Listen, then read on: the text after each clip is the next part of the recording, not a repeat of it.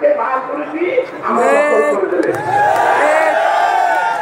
আমাদের প্রবেশটা এই জায়গাটাকে আমরা 10টা ভবনের একটা বিল্ডিং করতে চাই।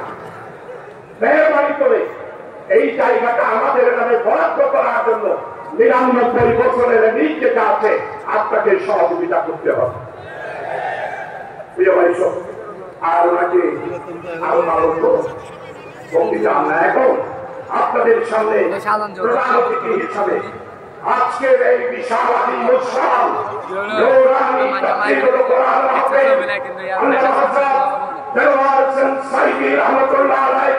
রোহানি ফয়সাতে মাহফিল অধ্যক্ষ মাওলানা উত্তাহে মাওলানা শামসুদ্দিন রহমতুল্লাহ আলাইহি মাওলানা মুমিনুল হক চৌধুরী ওয়ালিউল আলম শ্রমিক কল্যাণের নেতায় সহ আমাদের নেতৃবৃন্দ যারা দুনিয়া থেকে চলে গিয়েছেন তাদের রোহানি ফয়সাতে এই রোহানি আদিম অনুষ্ঠান তাফসীর মাহফিলে প্রধান অতিথি হিসাবে বক্তব্য রাখার জন্য আমি নবন্দ মানুষ বিনয়ের সহিত আপনার অনুরোধ করছি। এখন বক্তব্য রাখছেন ডক্টর খালিদ বিশেষ ইসলামিক চিন্তাবিদ এবং ওয়াহিদিন ধর্মীয় উপদেষ্টা ধর্ম মন্ত্রণালয় গণপ্রজাতন্ত্রী বাংলাদেশ। অনুরোধ করছি বক্তব্য রাখার জন্য।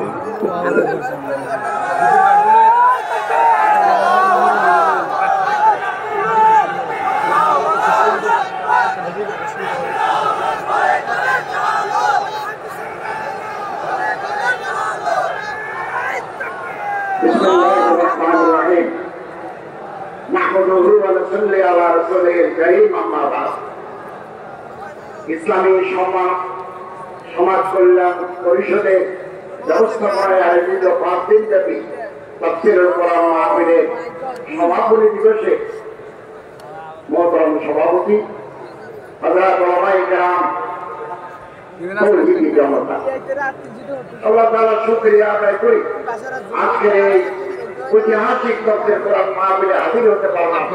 আল্লাহ তাআলা তৌফিক দিলেন, আলহামদুলিল্লাহ। ইসলামী সমাজ কল্যাণ পরিষদের এই তাফসীরুল কোরআন মাহফিল এখন 27 বছর।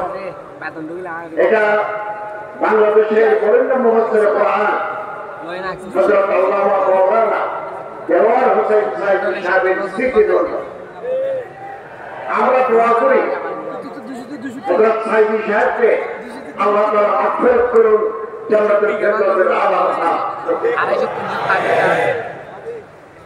আল্লাহ তাআলা পবিত্র কোরআন শরীফে বলেছেন ওয়াতাসিমু বিহাবলিল্লাহি জামিআন ওয়া লা তাফাররাকু।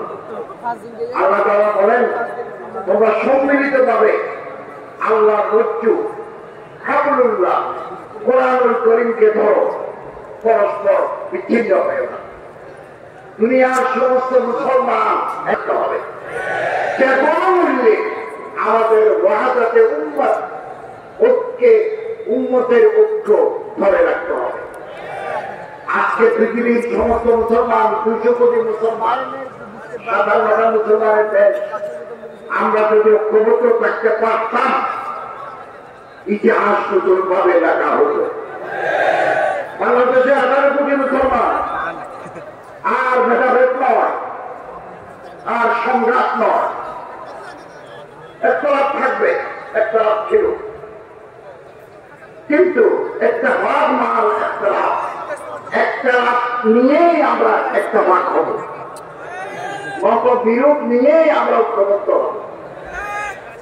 বাংলাদেশের আলেম ওলামা বিভিন্ন তরিকার বিভিন্ন ধারার আলেম ওলামা পীর মাশায়েখ সাহাবা রকাবা ওলামা আমরা যদি ঐক্যবদ্ধ থাকতে পারি, এক চিন্তার অনুভূতি হয়ে যদি আমরা কাজ করতে পারি, আগামীকাল যে যুদ্ধে উঠবে সেই যুদ্ধে হবে নূতন সত্য।